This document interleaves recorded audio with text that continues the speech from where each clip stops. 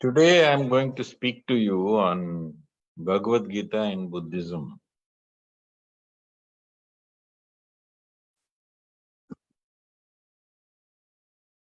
Bhagavad Gita predates Buddhism by a long time. But nevertheless, even though Buddhism postdates the Bhagavad Gita by a considerable extent, the roots of Buddhism, just as the roots of Jainism, lie in the Shramana philosophies that were prevalent at the time of the Bhagavad Gita. And these Shramana philosophies, of which Buddhism and Jainism are derivatives, are classed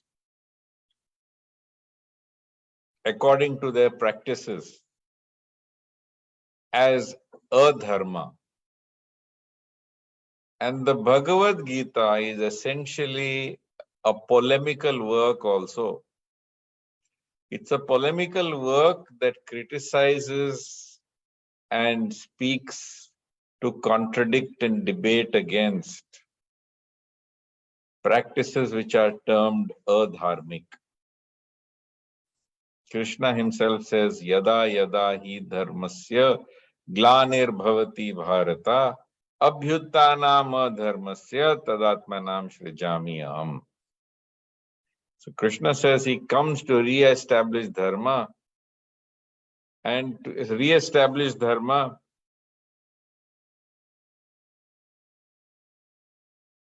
God himself must descend as avatar. Now what is adharma and what is dharma?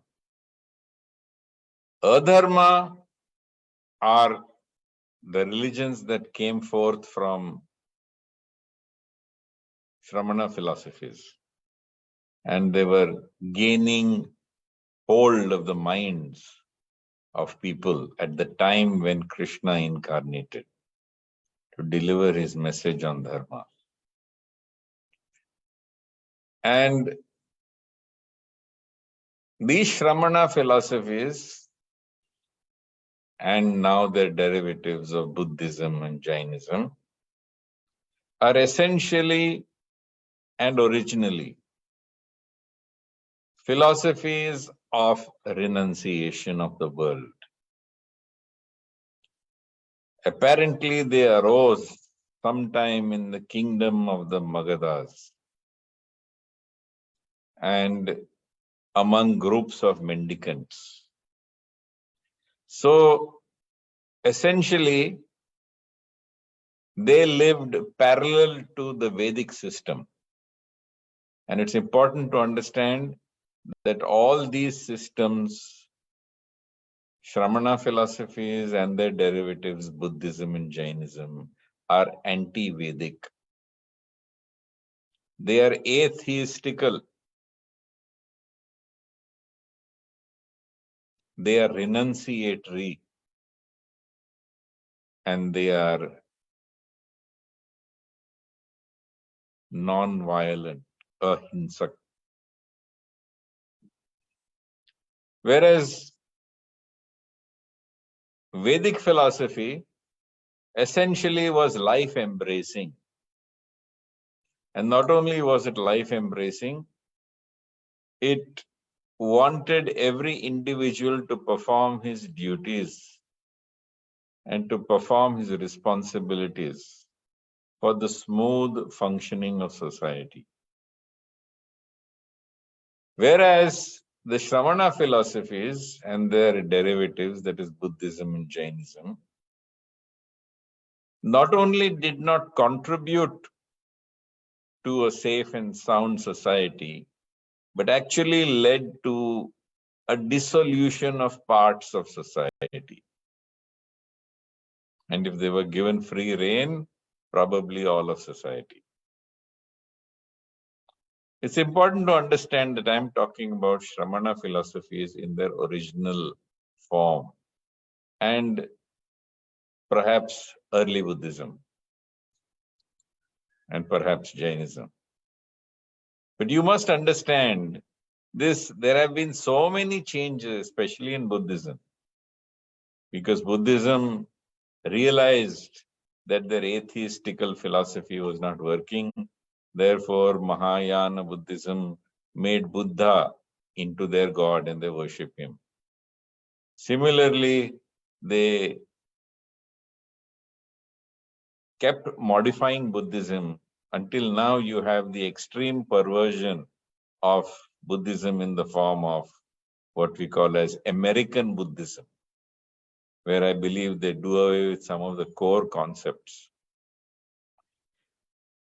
But Shramana philosophies, Jainism and Buddhism in their early and original form, have many common beliefs with Vedic religion. They believe in rebirth, they believe in reincarnation, they believe in the law of karma, they believe in freedom from rebirth and the law of karma, which is attainment of moksha. And they also believe that this moksha can be attained not just at the time of death, which is called Videha Mukti, but they believe that this freedom from karma and birth and death and old age and disease and fault and misfortune and happiness, they can be done while you're living. So you can have a Jina in Jainism, you can have a Bodhi in Buddhism, and you can have a Jivan Mukt in Vedic parlance.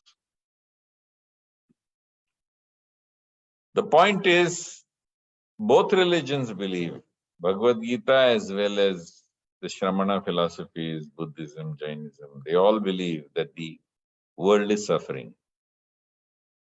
Because birth is suffering, death is suffering, old age is suffering, disease is suffering. To be parted from someone you love is suffering. To be forced to bear the presence of someone you cannot bear, that is also suffering. Both sides agree on this. But Bhagavad Gita believes in God. Both Buddhism and Jainism do not believe in God. Bhagavad Gita believes in the soul. Buddhism not only does not believe in God, but it does not believe in the soul either. Whereas Jainism believes in the soul, but does not believe in God. But as I said, the earlier beliefs hold them together because they are common. And thus, they form part of the commonwealth of religions that come under the umbrella of what we call as Hinduism.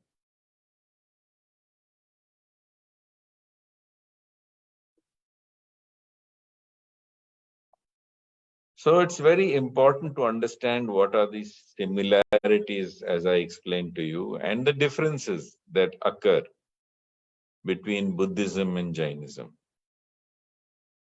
The important part is that when Shravana philosophies were present in and growing in number, and even when Buddhism and Jainism were growing in numbers, what happened was that you had monks coming with their followers and disciples, descending like a horde of locusts upon outlying villages, and then going door to door, begging for food and grain and whatever.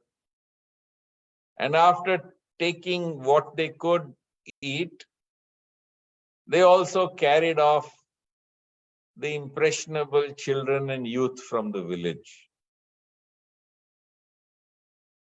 In fact, it became so bad that people used to stone the Buddhists when they came to the village.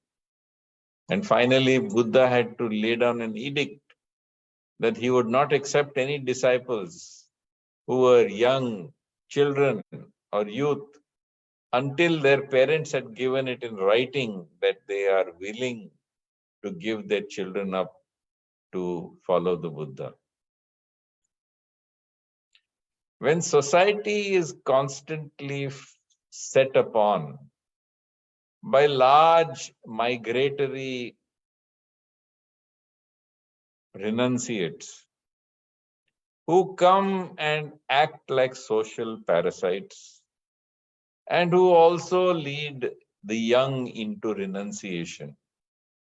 And their primary preaching is that you have to give up the world, give up your family, give up your duties, give up your responsibilities, give up society, except when you descend to get yourself fed or to gather more people who can become renunciates.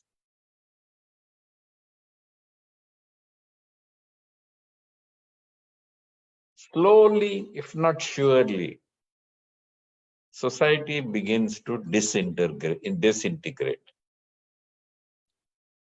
We see this in the Buddha himself, who abandoned his kingdom, who abandoned his duties. Who would police the nation? Who would protect its borders? If kings like Buddha, princes like Buddha left the kingdom, so also with Mahavir. If the rulers themselves abandon the kingdom and their subjects from the protection and the administration and the guarantee of justice, what remains in society is nothing more or less than anarchy. So you have anarchy. And this state of affairs can be called nothing more than adharma. Therefore, Krishna says in the Bhagavad Geeta, Yada yada hi dharmasya glanir bhavati bharata abhyutanam adharmasya tadatmanam srijami aham. To understand the differences between Shramana, Buddhism, Jainism, and the Bhagavad Gita, you should understand that on one side, the adharmic religions, which are atheistical, are selfishly salvation-centric. Why selfishly salvation-centric? We want to become free from suffering. We want to attain nirvana. And therefore, we are abandoning society. We are not going to do our duty by our parents or by our families or by our children. What's important to us is that we want to attain nirvana. That's it. And what happens to the rest of the world? I don't care. Because my salvation is more important than anything else. The Bhagavad Gita, on the other hand, has a focus on dharma. And this focus on dharma is a focus on the essential principle that holds the universe together. It demands unselfish action in the performance of natural duties towards your family, towards society, towards the nation, the world, and the universe.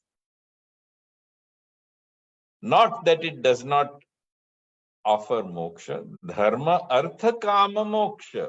These are the follow in sequence. These are the four purusharths. So by dharma, you perform unselfish duties towards your family, society, nation, world, and universe. And if you perform them, as the Bhagavad Gita says, in a spirit of devotion and renunciation, without considering yourself to be the doer, and without seeking the fruits of your labor, right? Then artha and kama will come by your prarabdha. And naturally, because you're acting unselfishly and offering everything to God, moksha is guaranteed.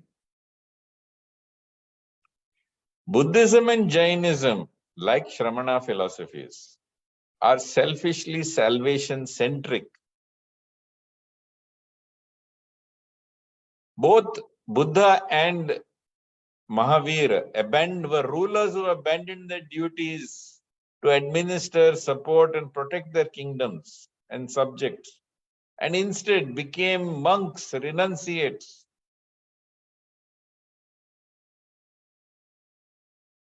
Family, society, nation, world, and universe can go to hell just so that I can strive for my personal selfish salvation. So they are moksha centric. The entire focus is on moksha. Dharma, artha, and kama are all rejected.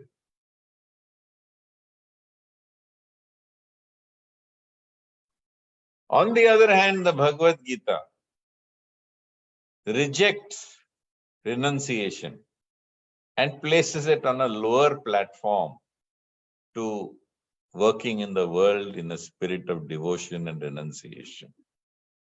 Sannyasas karma yogascha nihashreyasya karavubhav tayostu karma sannyasat karma yogo vishishyate. Yes, certainly. By renouncing the world, you may attain salvation. But indeed, between working in the world with devotion and renouncing the world, working in the world in a spirit of sacrifice and devotion is by far superior. In fact, the Bhagavad Gita went one step further. It said that work is necessary to purify the soul. Even yogis, even advanced yogis, must continue to work. Yajna dana tapa karma pavanani manishinam. Yajna dana tapa karma na karyam tyajam eva tat yajna dana tapa karma pavanani manishinam. You must never give up, Krishna says. Those activities of sacrifice, of giving in charity, and performance of austerities, because these activities purify even great souls. Kayena manasa buddhaya kevalair indriyerapi yogina karma kurvanti sangam tyaktva atma shuddhe. With your body, with your mind, with your intelligence, with your limbs and your senses. Even yogis continue to work because it is through work that you bring about purification of the soul.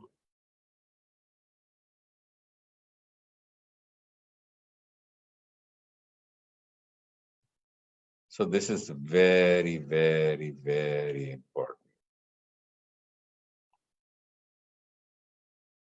But Krishna says that there are people who have attained union with God. If you haven't attained union with God and you renounce the world, you get only sorrow. Sannyasastu mahabhavo dukkham aptuma yogatah yoga yukta munir brahma na chirenadi gacchati.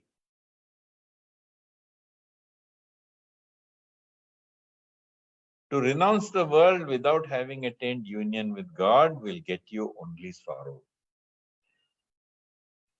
It will bring you only misery. So, very clearly in the 3rd chapter of the Bhagavad Gita, Krishna speaks of such people.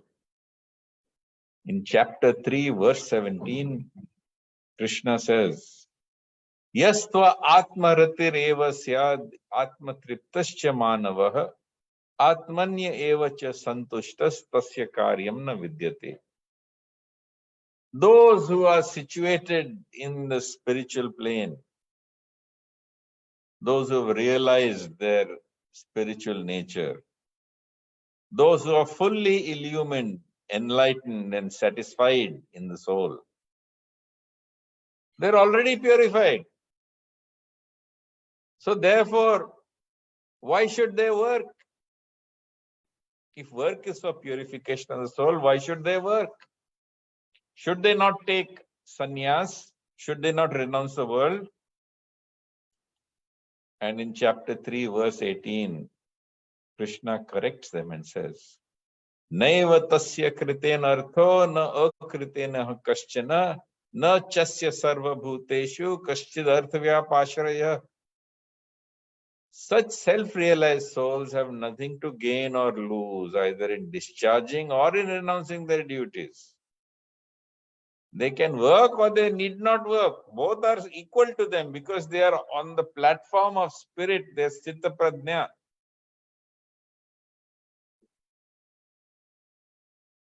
And thus they are free from disturbance, from heat and cold and joy and sorrow, honor and dishonor, from depression and excitement, from attachment, fear and anger. It doesn't make any difference to them whether they work or they don't work.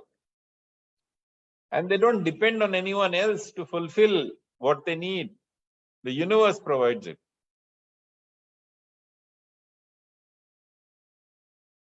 And therefore, Krishna gives his injunction. He enjoins even those people who are fully enlightened, who have become Jivan Mukt, who are Bodhis, who are Jinas. Tasmad asakta satatam karyam karma samacharah asakto hi acharan karma paramapnoti purushah.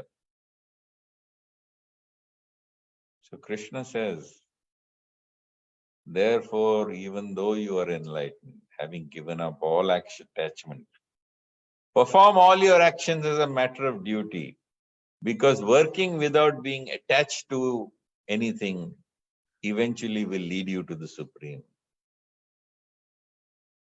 And to the contrast of kings who are abandoning their kingdoms and who are leaving their subjects bereft of any shelter, he gives the example of a king who continued to live in the world. And while continuing to live in the world, he attained salvation. And not only did he attain salvation, but he performed his duties for the welfare of people in general. Unlike Mahavir and Buddha, he did not abandon his subjects. He did not abandon his kingdom. He continued to rule, and yet he attained salvation. Karmanaiva hi samsiddhim astita janakadayah lok sangraham evapi sampashyam kartum arhasi yad yad acharati shreshtas tatta devataro jana sa yad pramanam kurute lokastad anuvartate. By performing their God-given duties, King Janak and others attained perfection, they attained salvation, they attained Jivan Mukti. So also you should perform your duties even having attained God realization in order to set an example for the good of society. Because whatever actions are performed by great souls, common people follow. And whatever standards they set, the rest of the world imitates.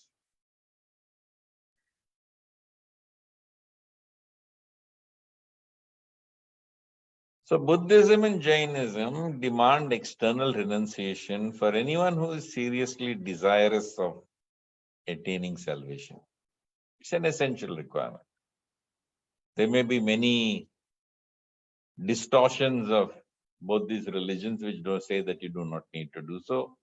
But the fact is, in the original format, they do require renunciation externally. And they dwell heavily upon the law of karma. Because if you serve the monk, if you serve the renunciate, it's an act that brings merit or good karma to the householder. And Jainism, in fact, pivots entirely around the law of karma, terrifying and controlling all with the consequences of their actions. The objective is to eventually paralyze all worldly action, leading to complete inactivity and renunciation. The natural culmination of this is fasting to death through Salekana.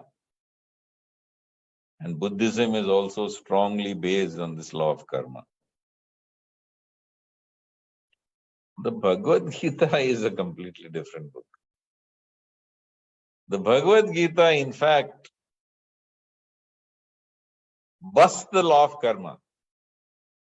First, it discourages the study or understanding of the law of karma, saying that it is complex and very difficult to understand even for learned people. Instead, it teaches you how to transcend the law of karma through acting unselfishly in the performance of all duties and responsibilities as a devotional sacrifice to God. Yagnartharth karmano nyatra loko yam karma bandhana tadartham karma kaunteya mukta sangha samachara. All actions which are performed as a offering to God, a sacrificial offering to God, these actions are free from karma. Right? So all that you offer unto the Lord automatically is null and void as far as karma is concerned. Therefore, Krishna says, Yat karoshi, yad ashnasi, yat johosi, dadasi, yat tapasyasi kaunteya tat kurushva madarpanam. So whatever you do, whatever you eat, whatever you offer, whatever you give away, whatever charities, whatever austerities you perform, everything do it for Krishna, for God. And then what happens? Shubha ashubha falerevam moksha se karma bandhane sannyasa yoga yuktena vimukto man evaisyasi. And when you act unselfishly in this manner, it is a mental sannyas. Even though in the world you are fulfilling all your duties and responsibilities to the best of your abilities and offering it to God, you are free from good and bad karmas. And eventually, on completion of the cycle of your life, you go back to God.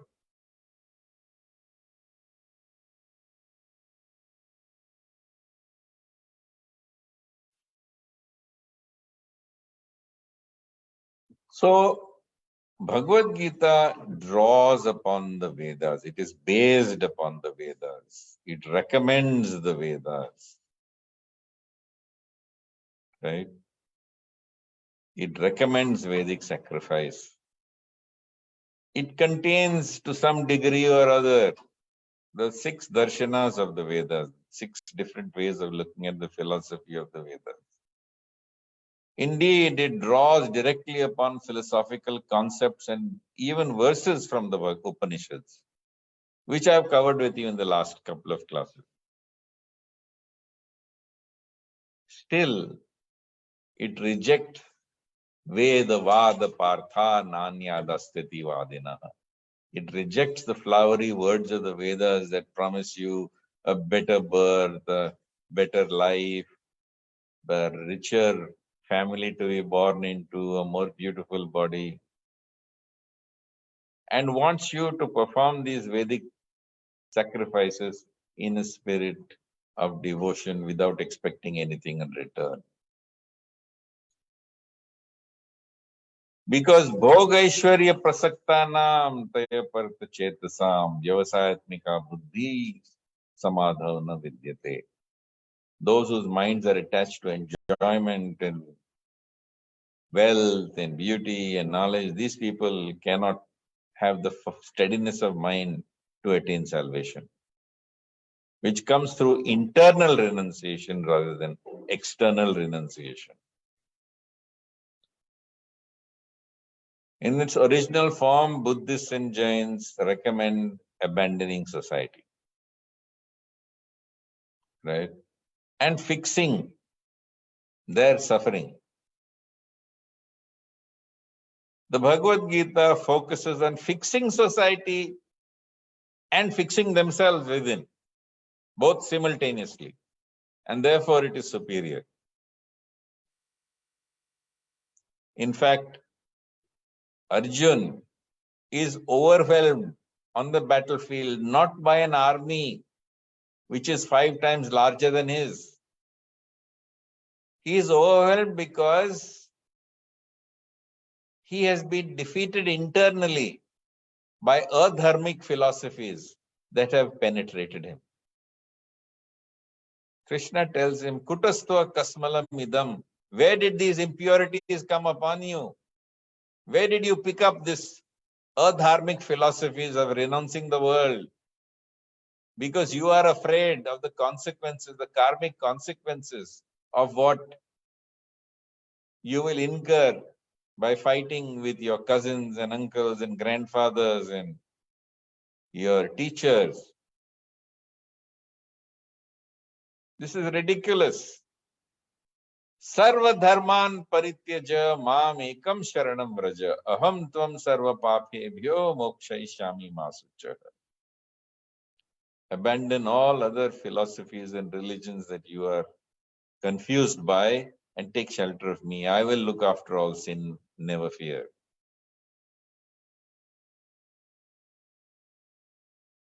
So Buddhism and Jainism reject, of course, Bhagavad Gita and Krishna. And Buddhism and Jainism, on top of that, go to the extent of rejecting the Vedas and its authority in totality.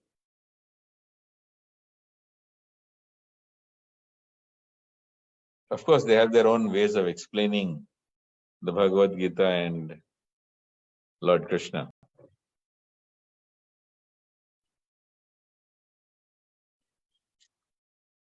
So there is a Jain version where they believe that Krishna is one of the Tirthankaras. But they imagine that God is subject to the laws of karma. And because they are so strongly non-violent, I remember one person, why he comes to my lectures on Bhagavad Gita, I don't understand. If you're Jain and if you're Buddhist and if you're renunciate, these lectures are not meant for you. Please exit and better you don't enter. But one of them entered, and after hearing all this, he told me that don't mind my saying it, but in Jainism, we believe that Krishna is in hell. So I said, well, don't mind my saying it, but Krishna has gone to hell to deliver these Jains who believe so. So Krishna tells Arjun to remove these impurities, beliefs in law of karma, which have permeated him and led to his complete disempowerment on the battlefield. While Krishna does not recommend violence other than as the last option and not the first choice, because he goes to the Kauravas and he does his best in order to call off the war. When there is no choice, he tells Arjun that he must fulfill his duties as a Kshatriya to protect himself. On the other hand, Buddha and Mahavir both chose non-violence and the giving up of their royal duties, which after all did require the exercise of violence. Bhagavad Gita is not against surgical violence. It is not against appropriate violence. And certainly it is against violence that comes from anger, because Bhagavad Gita clearly believes that Kama, Krodha, Lobha, these are the 3 gates to hell. But if something is required, if violence is required, you need to do it as your duty. In a spirit of sacrifice and devotion and renunciation. Offering it to God, you must engage as a Kshatriya in violence where it is required. but surgical violence, limited violence, only as appropriate and necessary. Not wanton violence, not egregious violence, not violence based on anger. Further, the Shramana philosophies, and this is carried on to a larger extent in Jainism and to some extent in Buddhism, they believe in spiritual progress occurring from performing austerities. Therefore, you have this fasting for 1 week and fasting for 1 month, and then competitions of an ego between people who say, I fasted more than you, and I am better than you because I fasted longer than you. And you also have the case of children being made to fast by their parents, who hire a big hall to show the world that their child is fasting. And sometimes these children fast to death. How horrible, how shameful that these archaic practices, which are against all medical, physiological requirements for health, are being forced upon young children who can't even think properly and who trust their parents. And Buddhism, while styling itself as a middle path because it does not encourage extreme torture or austerity, it still imposes all the natural austerities of mendicancy. So, in fact, the Bhagavad Gita does not recommend any fasting. Many of these ideas of fasting and Ekadashi and this and that are actually later additions to the Vaishnava religion. But in actual fact, Krishna says that this path is not meant for those who eat too much or eat too little, for those who sleep too much or sleep too little. Yuktahara viharasya yukta cheshtasya karmasu yukta swapnava bodhasya yogo bhavati dukkha. Those who are moderate in their eating, sleeping, and recreation can mitigate all suffering by following the system of yoga. So, now it's also interesting to know, why did Buddha propound Buddhism? And why is it that Buddhism fled the shores of the country? I mean, it's there only in small pockets in this country. And it's important to understand why this is so. See, essentially, monks depended on society only to the extent that they could take advantage of it for their food, for new disciples, and so on and so forth.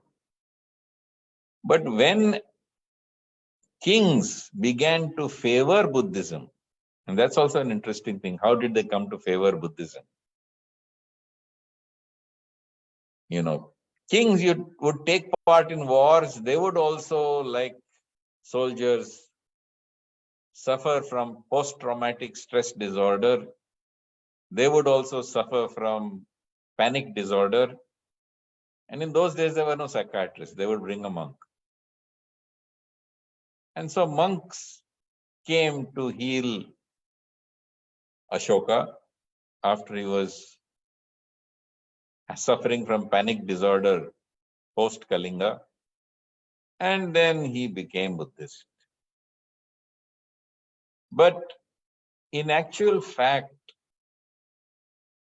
by gaining royal patronage, they gained a lot of wealth and lands, and these sanghas lived by themselves in monasteries with very little contact with the average person. But it's important to understand that there already existed a full-fledged network, a neural network of Brahmanas spread out over the entire country, where the Vedic chanting done in Kashmir and the Vedic chanting done in Kanyakumari were identical. That which was done in Bengal and that which was done in Gujarat was identical. And the Vedas were practiced and followed perfectly because it was passed on by word of mouth. And Buddhism and of course Jainism rejected the Brahmanas, rejected the Vedas. And these Brahmanas were in close touch with society. There were the neural network of religion in the country, because they would be coming for all the sanskaras which I have spoken about. So before the child is conceived, while the child is being carried in the womb, when the child is born, at the naming ceremony, when the head is being shaved. So there were so many points of contact for the Brahmana with the people and in the populace.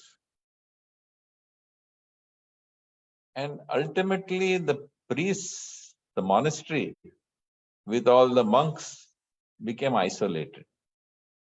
Also, it is said that they began to indulge in a lot of other things which were perhaps not in keeping with Buddhist philosophy, because they became apparently corrupted in their lifestyle.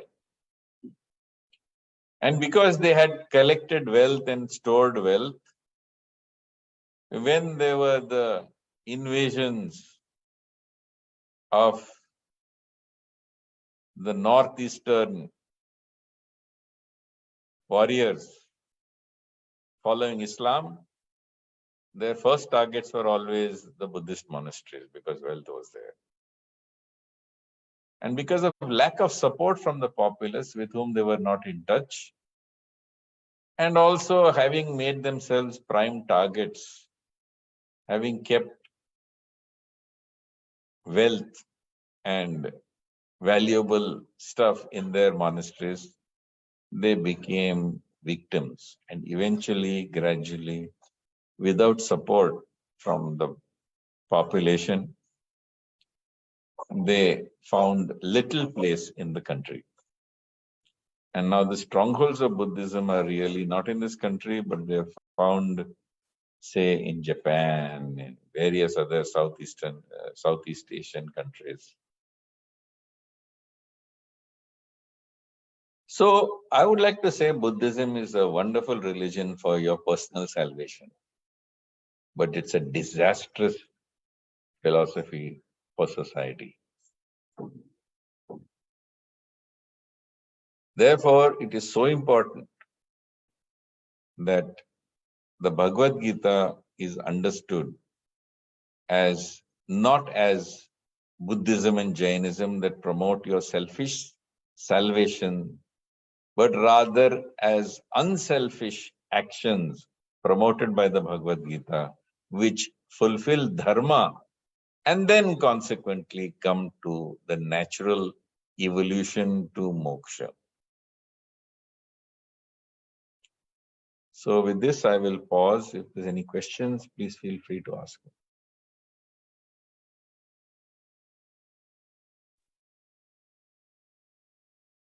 Thank you, sir, for this wonderful session. Yeah, we have a few questions from the audience. So the first one is, does Buddhism have its own concept of nishkama karma? Buddhism rejects karma, na? Where is the question of nishkama karma? Who asked this question? I just told you that Buddhism and Jainism reject the performance of karma. Okay. Both are different points on the same scale. In Buddhism, your karma includes your breathing, so you have to wear a mask to prevent insects from coming into your mouth. Right? Okay, sir. Thanks for clarifying. On the other hand, Buddhists, they leave the world and they become monks. As I said, there are many distortions and perversions and modifications of Buddhism since the original edicts of the Buddha. And as I said, the most extreme you have today is American Buddhism. Yes, sir. So another question is, can you follow the teachings of both Buddhism and the Bhagavad Gita and mix them together and live a fulfilling life? Here's another person who wants spiritual bhelpuri. You know what is spiritual bhelpuri, no? Spiritual Yes. bhelpuri means that I'll be a Christian, so I can drink wine, especially that which is served at Mass. And I can also eat a biryani because I can follow Islam to that extent. And then, of course, some amount of Hinduism is also what I am following. Spiritual bhelpuri is meant for idiots. There is enough in the Bhagavad Gita without your confusing yourself by trying to make your own religious goulash. I strongly discourage you. Leave, in fact, I would suggest give up Hinduism, give up Bhagavad Gita, and please do whatever you want. Don't try to mix them. I've just given you so many differences. There is, in fact, atheism versus theism. There is law of karma, restricting your activities compared to somebody who is free from the law of karma by transcending it and acting for God. There are so many differences that are there. There is non-violence compared to necessary violence. So all these things, if you try to mix, what will you get? You'll get nothing. They will all cancel each other out. There are so many differences. If you're so attracted by Buddhism, then please follow Buddhism. Stop attending these lectures. It's not meant for you. Exactly, sir. Thanks for clarifying. And that's all we have for today, sir. Thanks for the wonderful session. Okay. Hari Om, Jai Shri Krishna, Hare Krishna. Thank you, sir.